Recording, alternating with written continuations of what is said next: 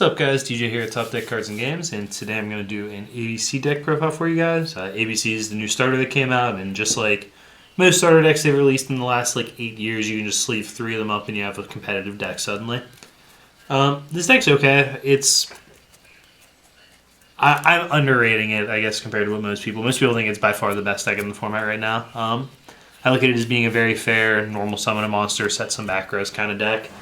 You get, one good threat in your ABC Buster Dragon normally, and that's kind of what you ride on. I think that it's going to happen, I think, in the TCG where people build decks that can go over the top of this deck. But I could be wrong. Let's just get into the list and talk about kind of what the deck does a little bit. We have 3A Assault Core, 3B Buster Drake, and 3C Crush Wyvern. Just 3 of each. These are the important cards in the deck. You have to get all 3 of them between your field and your graveyard in order to make the Buster Dragon. So we max out on copies of them, plus they're searchable. And yeah, they all have different effects when they're sent to the graveyard from your field. This one, A, adds a guy back from your graveyard to your hand. C, special summons a guy from your hand. And B, searches for a union and adds it to your hand. So they all have different uses as far as getting into the grind game. You'll use B the most when you're comboing off to tutor up another ABC monster so that you can make your dragon. There's situations where Crush lets you go off for your turn, kind of raises the number of plays you're able to make in a turn so you can make an extra rank 4 or something. To go with these guys, we have a couple different monsters to start off our plays by making a rank 4. We have 3 Photon Thrasher and then 4 Gadgets, 2 gold and 2 silver. I'm not actually convinced that this is the best way to split these. I will say that I like being able to summon Thrasher and a Gadget in the same turn. It creates a lot more openings in different ways, but in general I like the Gadgets more than Thrasher.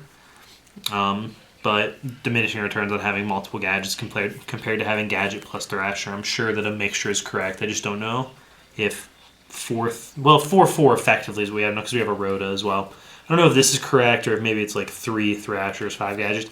I don't know what the correct mixture is. I know I want 8 of these effects, basically. I'm going to pull Road out now just because it is only searching Photon Thrasher. I know I want this many of these effects in the deck, but I don't know if this is the right mixture. But yeah, so you play these cards because making a rank 4 to start your play is actually very key sometimes. Sorry, the glare's kind of bad where I'm at right now. Move these over a little bit. And that's because you're going to oftentimes need to make Gear Gigant or Bujin Tsukiyomi in order to make your ABC turn 1, and I'll talk about that play a little bit more after we go through the cards, just in case you guys aren't familiar with them. Then finally I have 3 Galaxy Soldiers.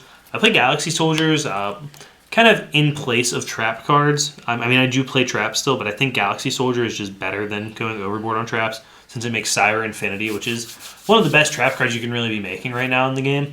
Additionally, it lets you play through your opponent's back rows much better when you're made to go second, so I just think you're crazy if you're not playing Galaxy Soldier in this deck.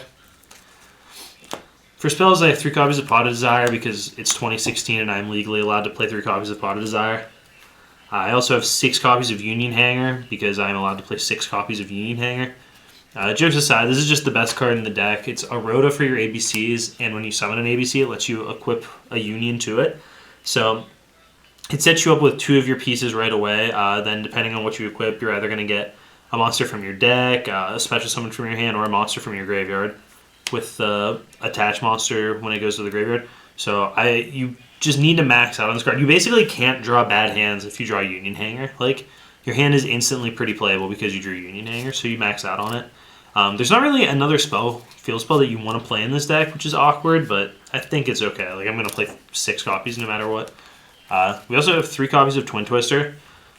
Twin Twister is great in that it lets us go second better since we can play through our opponent's back rows. It lets us go first better since it can disrupt our opponent's Union Hanger in the mirror or Pendulum Scales in that sort of matchup.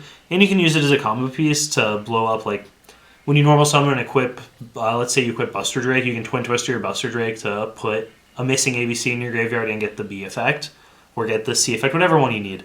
But it lets you get a card in your graveyard so you can get all 3 ABC and resolve a Union effect. So it's actually, in a lot of situations, a pretty strong combo card in the deck as well. I have 2 copies of Instant Fusion. This card helps us go second and go first. It just does a lot of great things.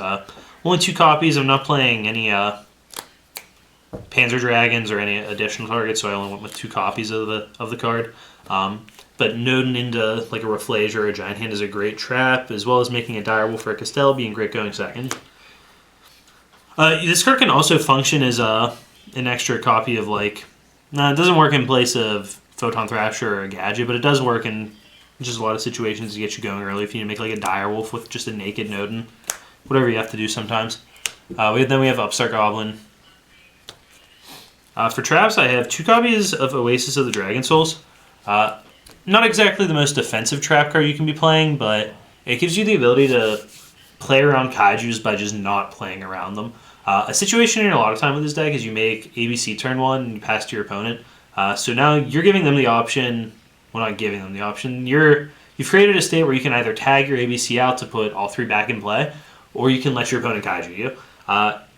I think, in general, the right thing to do is just make them have the Kaiju. Like, you just leave your ABC in play and just tell them they have to have it, because you're further ahead to have the ABC in play and get Kaiju'd.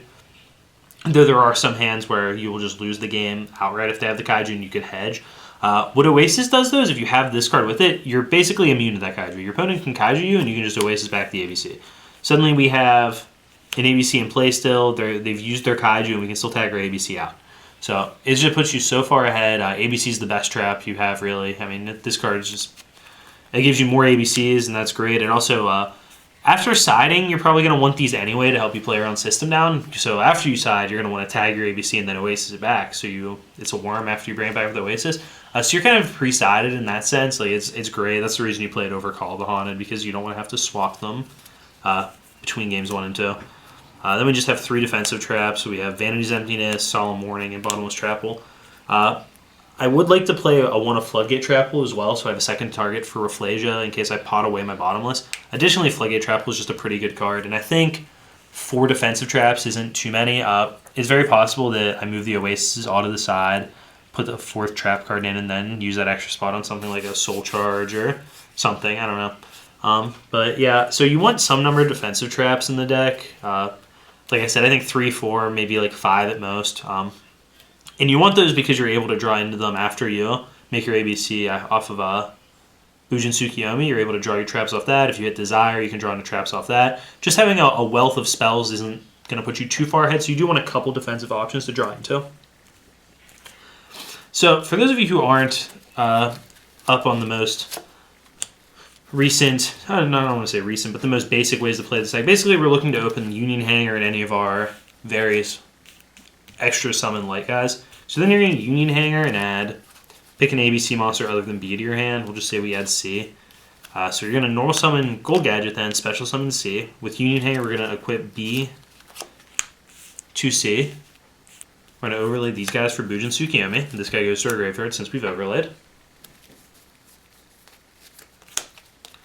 We get to search out whichever piece we're missing. I think that's A in this scenario. Then you detach from Tsukiyomi, send the A from your hand to the graveyard to draw 2 cards, and we get to make ABC this way. So now we have an ABC in play, whatever cards we drew off our Bujin, and plus whatever other cards we had in our hand to start with. So it's very easy to draw a combination of cards that ends your turn with these things in play, which is not bad. If the Tsukiyomi survives, you're going to get more resources out of it, and the ABC Dragon is going to make your opponent have a very hard time dealing with the game. Additionally, if you draw that same hand but have Galaxy Soldier, you can also use like Gear Gigant instead of Tsukiyomi to search an extra light to discard, and then you can go Galaxy Soldier, so you have Infinity in that situation as well, which is pretty good. Let's just talk about the extra deck real quick. I'm only playing 2 copies of ABC Buster Dragon Buster, whatever order it is, who knows, man. I'm playing 2 because I don't think you ever actually need 3 to win the game. It's obviously great, but I've never felt like I needed to make a 3rd one. Like you're going to win the game off of 2. I might be very wrong about this, if I'm being honest. I haven't really found that yet, but who knows. Then I have a copy of Node because I'm playing Instant Fusion. I have the necessary combo XYZs. We have Tsukiyomi and Gear Gigant. We have 2 copies of Diamond Direwolf. There's just a lot of situations where I want to put both the materials off my guy into my bin if I make it with 2 ABCs. So we use double Direwolf in order to do that. Additionally, you can pop a leftover B or something that you have in play to extend your play with it. And we have 2 defensive guys. Oh, no, we have Castell as well, which is kind of like Direwolf, but better in some situations, worse in some situations. We have a pair of defensive guys in Giant Hand and Rafflesia. Abyss Dweller, which is necessary for those matchups where it's good. 1 Utopia package. Some people play 2, and I think that could be great, but I value the other cards I have in here a little more right now. And then the Infinity package. So yeah, this is actually going to be extremely popular. You definitely want to get familiar with it. There's a lot of ways you can beat it. Ghost Ogre is very good against it, going second. Kaijus are very good against it. Book of Eclipse gets the job done. Post sideboard system down is good, but people will be playing Oasis to play around it. I mean, you can just make them have it, I guess. It's not the end of the world. What else? That's really it. So I don't think this deck is tier 0 or anything. I think the general consensus about this deck is just off. People are way overhyping it, way overrating it. It is good. It is very good in Japan, and I think it's going to top a lot, but I think that's mostly a function of 1, it being very simple to play, and 2, being very cheap to acquire. The only card in this deck that's not just basically free to get your hands on is Pot of Desire, so I guess Galaxy Soldier's in this list too, but I think you'll see more lists without it to start with as well. So you will see it a lot, and that means you need to be prepared for it. And the main thing, you don't want to build decks that exclusively want to go second right now, which is kind of weird because the ABC players are going to exclusively want to go first, so like you would have an advantage. But I don't think, unless you build a really good deck for this, and I haven't found a list yet, but it probably exists, you don't really want to force yourself to go second into a deck that's going to be like summoning ABC Dragon and setting Anti-Spell for Arrogance. You just need too many things to go right on your draw for you to beat that. So you don't want to pigeonhole yourself into having to play against that.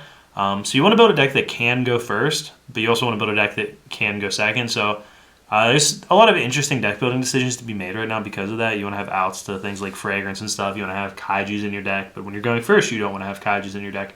I think that's where Book of Eclipse is actually very good going first. If you make your opponent draw like a card, if they're the ABC player, 1 or 2 cards.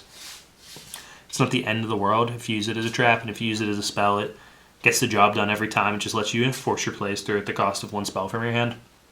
So I think that's a very valid option. But yeah, I mean, this is definitely a deck you want to be familiar with. This is going to be the gatekeeper of the format, so to speak, in that you have to be able to beat it for your deck to be real.